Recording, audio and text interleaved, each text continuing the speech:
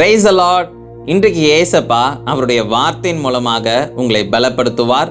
இன்றைய பலப்படுத்தும் வார்த்தை ரோமர் 8வது அதிகாரம் 28வது வசனம். Romans chapter 8 verse 28. தேவனிடத்தில் அன்பு கூறுகிறவர்களுக்கு சகலமும் நன்மைக்கு ஏதுவாக நடக்கிறது என்று அறிந்திருக்கிறோம்.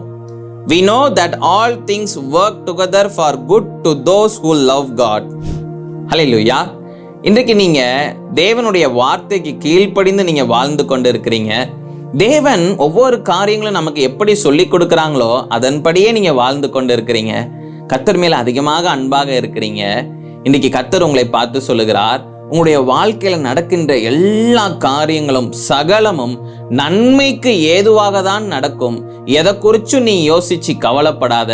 உன்னுடைய வாழ்க்கையில எல்லாமே நன்மைக்கு ஏதுவாக நான் செய்து தருவேன் என்று கர்த்தர் உங்களை பார்த்து வாக்கு பண்ணுகிறார். அநேக சூழ்நிலைகள் எல்லாம் பார்த்து, ஏன் இந்த காரியம் இப்படி நடக்குது, ஏன் இந்த விஷயம் எனக்கு இது கிடைக்கல, நிறைய குழப்பத்தின் மத்தியில அநேக கேள்விகளின் மத்தியில நீங்க வாழ்ந்து கொண்டிருக்கிறீங்க. உங்களுக்கான பதில் என்ன தெரியுமா? சகலமும் நன்மைக்கு ஏதுவாக நடக்கின்றது. எதை குறிச்சும் யோசிச்சு கவலைப்படாதீங்க. கர்த்தர் உங்களுக்கு எல்லாவற்றையும் நன்மையாக மாற்றி தருவார். அதனால எதை குறிச்சும் யோசிச்சு கவலைப்படாதீங்க. எல்லாமே கர்த்தர் உங்களுக்கு நன்மையாக மாற்றி தருவார். உங்களுக்கு நடக்கின்ற எல்லா காரியங்களையும் கர்த்தரிடத்தில் நீங்க ஒப்பு கொடுத்து ஜெபம் பண்ணுங்க. எல்லாமே கர்த்தருடைய சித்தத்தின்படி தான் நடக்கும். எதுவும் கர்த்தர் உங்களுக்கு அனுமதிக்காம நடக்காது. அதனால நீங்க பொறுத்திருந்து காத்திருந்து நீங்க ஜெபம் பண்ணுங்க. கர்த்தர் எல்லாவற்றையும் நன்மைக்கு ஏதுவாக உங்களுக்கு மாற்றி தருவார். நாம் எல்லாரும் ஜெபிக்கலாம்.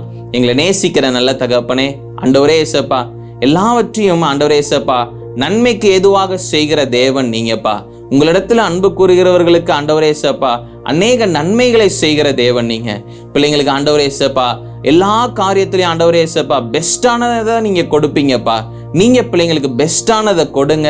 எல்லா சூழ்நிலைகளையும் நீங்க அறிந்திருக்கிறீங்க. நீங்களே பிள்ளைங்களை வழி நடத்துங்க. இயேசுவின் மூலம் ஜெபிக்கிறேன் பிதாவே, ஆமென். இயேசுப்பா உங்களுக்கு பெஸ்டானதை உங்களுக்கு கொடுப்பாங்க. உங்களுடைய வாழ்க்கையில நீங்க கடந்து போகிற எல்லா பாதைகளையுமே கர்த்தர் உங்களுக்கு நன்மைக்கு ஏதுவாக உங்களுக்கு மாற்றி தருவார். அதனால சோர்ந்து போகாதீங்க, காத்திருங்க. நிச்சயம் கர்த்தர் பெரிய காரியங்களை செய்வார். கர்த்தர் உங்களை ஆசீர்வதிப்பாராக. ஆமென்.